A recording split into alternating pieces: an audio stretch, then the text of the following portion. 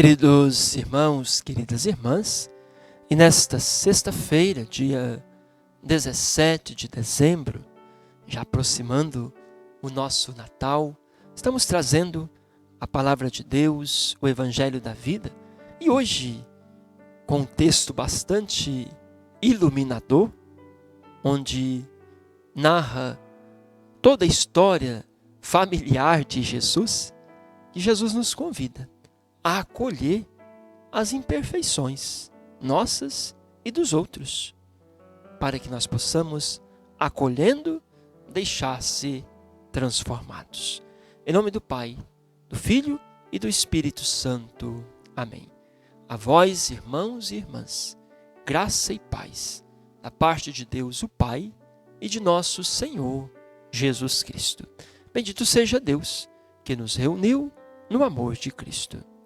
O Evangelho da liturgia de hoje, Mateus, capítulo 1, versos 1 ao 17. Livro da origem de Jesus Cristo, Filho de Deus, filho de Abraão. Abraão gerou Isaque, Isaque gerou Jacó, Jacó gerou Judá e seus irmãos. Judá gerou Farés e Zara de Tamar. Farés gerou Esrom. Esrom gerou Arã. Arã gerou Aminadab. Aminadab gerou Nasson. Nasson gerou Salmão. Salmão gerou Boaz de Raabe. Boaz gerou Obed de Rute. Obed gerou Jessé. Jessé gerou o rei Davi. Davi gerou Salomão, da mulher de Urias. Salomão gerou Roboão. Roboão gerou Abias. Abias gerou Asa. Asa gerou Josafá. Josafá gerou Jorão. Jorão gerou Osias. Osias gerou Jotão. Jotão gerou Acás. Acás gerou Ezequias. Ezequias gerou Manassés. Manassés gerou Amon. Amon gerou Josias. Josias gerou Jeconias e seus irmãos no tempo do exílio da Babilônia. Depois do exílio da Babilônia, Jeconias gerou Salatiel. Salatiel gerou Zorobabel. Zorobabel gerou Abiúde. Abiúde gerou Eliaquim. Eliaquim gerou Azar. Azor gerou Sadoque. Sadoque gerou Aquim. Aquim gerou Eliúde.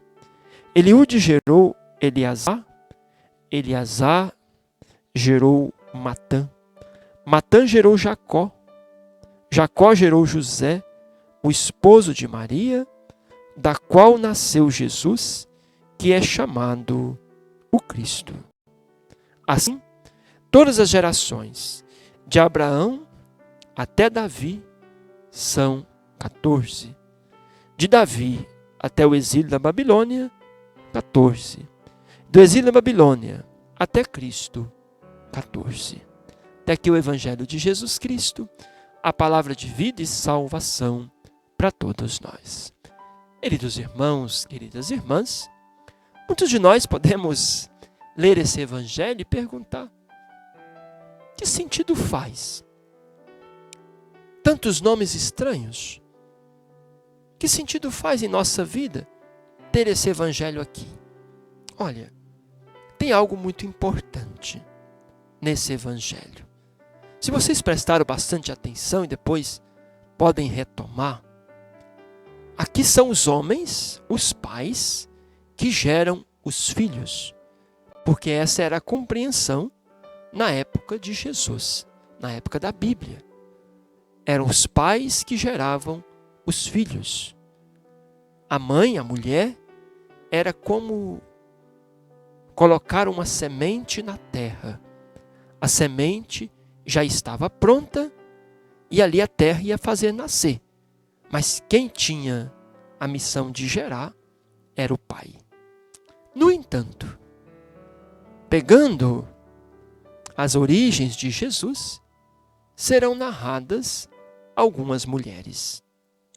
E aí nós perguntamos, por que essas 5 mulheres aparecem na genealogia de Jesus? 5 mulheres: Tamar, Raabe, Ruth, Bersabeia e Maria. Depois, cada um em casa, se quiser, pode retomar a história de cada uma delas. Mas eu gostaria de meditar um pouquinho aqui essas mulheres, porque as 5 mulheres, todas elas estão em conflito com a lei. Tamar, ela ficou viúva sem filho. E não tinha ninguém para cumprir a lei de deixar uma descendência. E ela vai ter um filho com o seu sogro Judá. Depois, ele mesmo vai se arrepender do grande pecado que cometeu. Olha, e Jesus não esconde isso. Na origem de Jesus, tem um filho nascido de uma nora com o sogro. Raabe, uma prostituta. Quando os homens enviados de Deus vão visitar a terra prometida, eles são perseguidos. E na perseguição, eles se escondem na casa de Raabe. Mesmo ela sendo uma prostituta, ela acolhe os homens enviados de Deus, os defende da morte. E quando eles partem, eles perguntam a ela, quanto que vocês vão cobrar de nós? Ela diz, nada. Quando vocês voltarem para arrasar a cidade, salva a minha vida e a vida de minha família. Uma prostituta sendo mediadora da salvação de Deus.